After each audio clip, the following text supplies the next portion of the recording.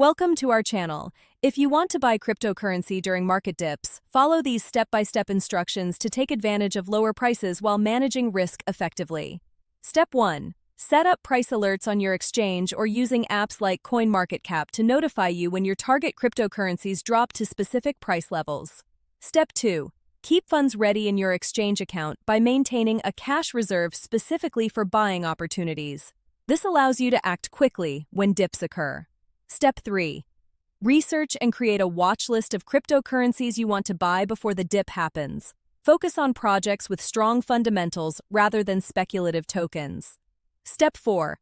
When a dip occurs, assess whether it's a short-term correction or part of a larger downtrend.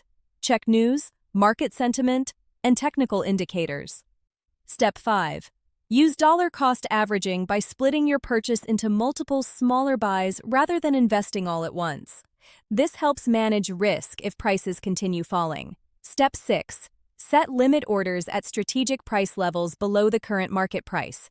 This ensures you buy automatically if prices drop further without monitoring constantly.